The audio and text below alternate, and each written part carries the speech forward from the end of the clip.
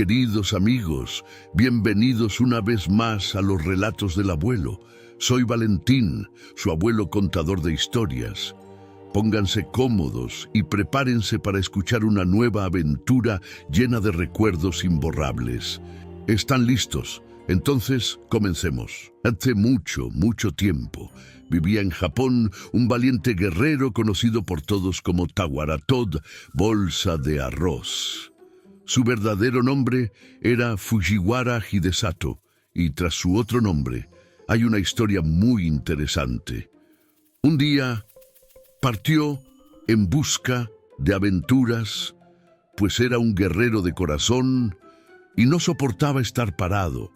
Así que preparó las 2 espadas, cogió su enorme arco, mucho más grande que él mismo, y se puso el carcaj a la espalda.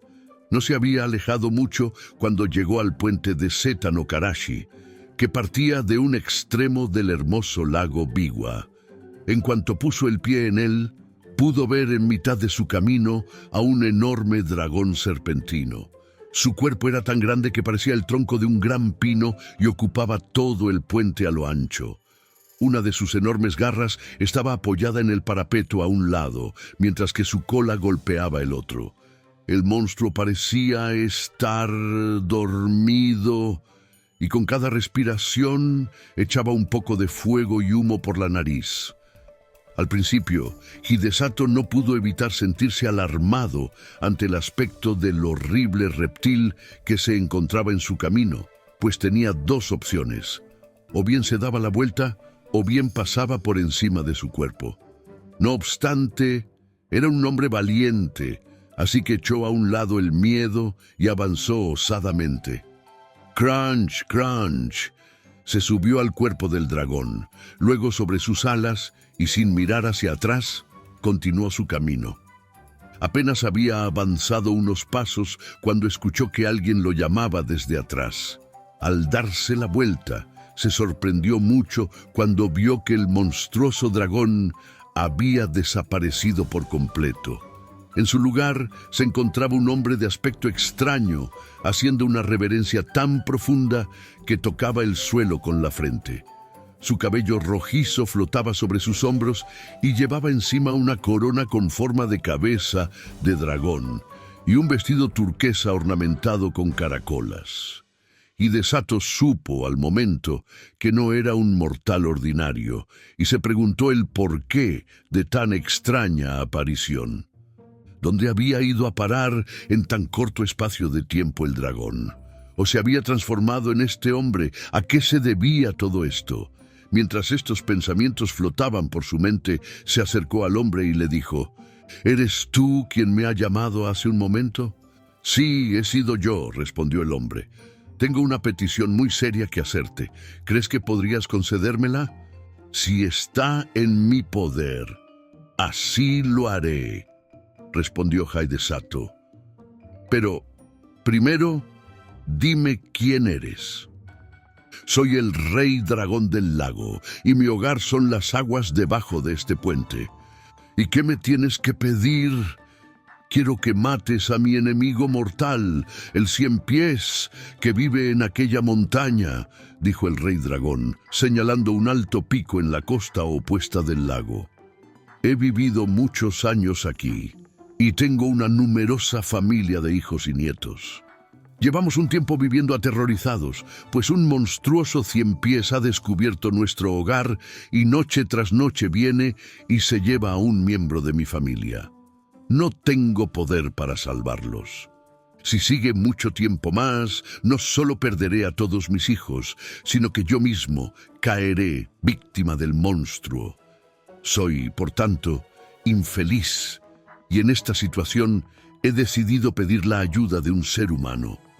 Durante muchos días, con esta intención, he esperado en el puente con la forma del horrible dragón serpentino que viste, con la esperanza de que algún poderoso hombre valiente apareciera.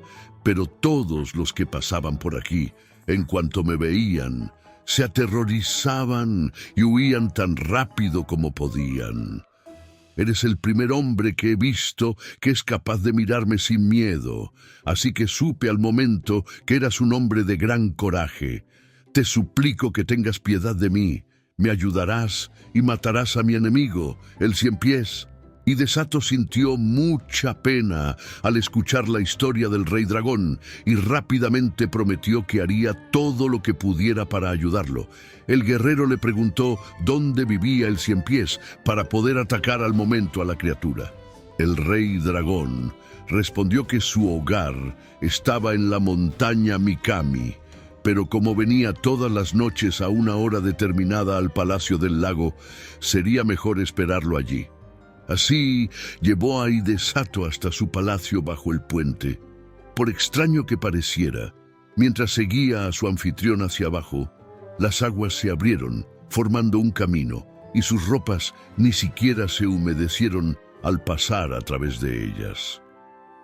Hidesato nunca había visto nada tan bello como ese palacio construido de mármol blanco bajo el lago.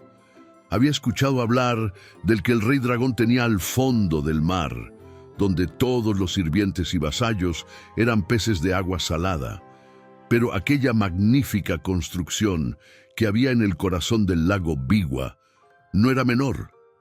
Las delicadas carpas doradas y rojas y las truchas plateadas atendían al Rey Dragón y a su invitado. Hidesato estaba asombrado ante el festín que se extendía ante él. Los platos eran hojas y flores de loto cristalizadas, y los palillos eran del ébano más sorprendente. En cuanto se sentaron, las puertas deslizantes se abrieron dando paso a 10 carpas doradas bailarinas y a 10 carpas rojas músicas que tocaban el koto y el shamisen. Así pasaron las horas hasta medianoche, y la bella música y el baile alejaron cualquier pensamiento acerca del Ciempiés. El Rey Dragón estaba a punto de ofrecer al guerrero una copa de vino cuando el palacio se vio sacudido con un tram, tram, como si un poderoso ejército hubiera empezado a marchar no lejos de allí. Hidesato y su anfitrión se levantaron y avanzaron hacia la balconada, y el guerrero pudo ver 2 grandes esferas de fuego brillante que se acercaban poco a poco desde la montaña. El Rey Dragón temblaba de miedo a su lado. El Ciempiés, esas 2 bolas de fuego son sus ojos, viene a por su presa, es el momento de matarlo. Hidesato miró hacia donde señalaba su anfitrión, y a la débil luz de la noche estrellada, detrás de las 2 esferas de fuego, vio el largo cuerpo de un enorme Ciempiés que rodeaba las montañas. La luz de sus 100 patas brillaba como si una miríada de pequeñas linternas distantes se acercase a la playa del lago. Hidesato no mostró ni la más leve señal de miedo. Intentó calmar al Rey Dragón. «No tengas miedo, sin duda lo mataré. Tráeme mi arco y mis flechas». El Rey Dragón hizo lo que le pidió, y el guerrero se dio cuenta de que solo quedaban 3 en su carcaj. Cogió el arco junto a una flecha, apuntó con cuidado y la dejó partir. La flecha golpeó al Ciempiés justo en el centro de la cabeza, pero en vez de penetrarla, rebotó inútilmente y cayó al suelo. Sin el menor miedo, Hidesato cogió otra flecha, volvió a colocarla en el arco y la lanzó. De nuevo, la flecha dio en el blanco, golpeó al Ciempiés justo en mitad de la cabeza, solo para rebotar y caer al suelo. El Ciempiés era invulnerable a las armas. Cuando el Rey Dragón vio que incluso las flechas del valiente guerrero eran incapaces de matar al Ciempiés, perdió el ánimo y empezó a temblar de miedo. El guerrero vio que solo le quedaba una flecha en el carcaj, y que si fallaba esa, no podría matar al Ciempiés. Miró a través de las aguas. El enorme insecto había rodeado con su horrible cuerpo 7 veces la montaña, y pronto llegaría al palacio. El brillo de las bolas de fuego se acercaba cada vez más, y la luz de sus 100 patas empezaba a reflejarse en las aguas tranquilas del lago. Entonces, de repente, el guerrero recordó que había oído que la saliva humana era mortal para los 100 pies. Pero no era un simple 100 pies. Era tan monstruoso que incluso pensar en tal criatura hacía que cualquiera temblase, aterrorizado. Hidesato decidió probar una última vez. Así que cogió su última flecha y se puso primero la punta en la boca, la colocó en el arco, apuntó nuevamente y volvió a lanzarla. Esta vez, la flecha volvió a dar al 100 pies en el centro de la cabeza, pero en vez de rebotar sin causar ningún daño, como las veces anteriores, penetró el cerebro de la criatura. Entonces, con una convulsión de su cuerpo serpentino, dejó de moverse y la fiera luz de sus grandes ojos y de sus 100 patas se oscureció hasta convertirse en el opaco resplandor del ocaso de un día tormentoso. Y después se apagaron. Una gran oscuridad cubrió los cielos en ese momento, restaló un relámpago y sonó un trueno mientras el viento rugía con furia. Parecía que el mundo se fuera a acabar. El rey dragón, sus hijos y sus vasallos se arrodillaron en diferentes partes del palacio, muertos de miedo, pues el edificio temblaba hasta sus cimientos. Por fin acabó la temida noche. El día amaneció bello y despejado. El 100 pies había desaparecido. Entonces Hidesato llamó al rey dragón para que saliera con él a la balconada, pues el 100 pies estaba muerto y ya no tenía nada más que temer. Todos los habitantes del palacio salieron felices y Hidesato señaló al lago. Allí yacía, flotando, el cuerpo del 100 pies muerto, que estaba teñido de rojo con su sangre. La gratitud del rey dragón no tuvo fin. Toda la familia se acercó y se arrodilló ante el guerrero, diciéndole que era su protector y el más valiente de todo Japón. Organizaron otro festín, más suntuoso que el primero. Le presentaron todo tipo de pescado, preparado de todas las maneras imaginables, crudo, guisado, cocido y asado. Los sirvieron en bandejas de coral y platos de cristal, y el vino fue el mejor que Hidesato probó en su vida. Además, a la belleza que los rayos del sol otorgaban a todo, se unía el brillo diamantino del lago, lo que provocaba que el palacio pareciera 1000 veces más hermoso de día que de noche. Su anfitrión intentó convencer al guerrero de que se quedase unos días, pero Hidesato insistió en volver al hogar, diciendo que ya había terminado todo lo que tenía que hacer y que debía volver. El rey dragón y su familia lamentaron tener que dejarlo partir tan pronto, pero como había decidido irse, le suplicaron que aceptara unos pequeños regalos, o eso dijeron, como muestra de su gratitud por librarlos para siempre de su horrible enemigo, el 100 pies. Mientras el guerrero permanecía en el porche preparándose para marchar, un banco de peces se transformó de repente en un cortejo de hombres, todos vestidos de túnicas ceremoniales y coronas de dragón en la cabeza, para mostrar que eran sirvientes del gran rey dragón. Los regalos que llevaban eran los siguientes: una gran campana de bronce, una bolsa de arroz, un rollo de seda y una olla.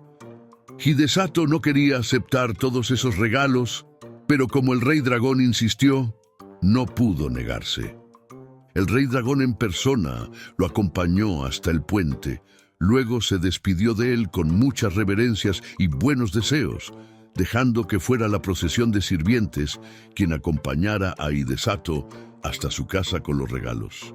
En el hogar del guerrero, todos estaban muy preocupados cuando descubrieron que no había regresado la noche anterior, pero finalmente llegaron a la conclusión de que se habría refugiado en alguna otra parte al verse visto atrapado por la violenta tormenta. Cuando los sirvientes que estaban esperando su retorno lo vieron acercarse, avisaron a todos para darles la noticia, que salieron a recibirlo. no sin preguntarse de dónde había salido el cortejo, que llevaba regalos y banderas. En cuanto los vasallos del rey dragón dejaron los regalos, desaparecieron y Hidesato contó todo lo que le había ocurrido. Los regalos que había recibido del agradecido rey dragón eran mágicos. Solo la campana era ordinaria.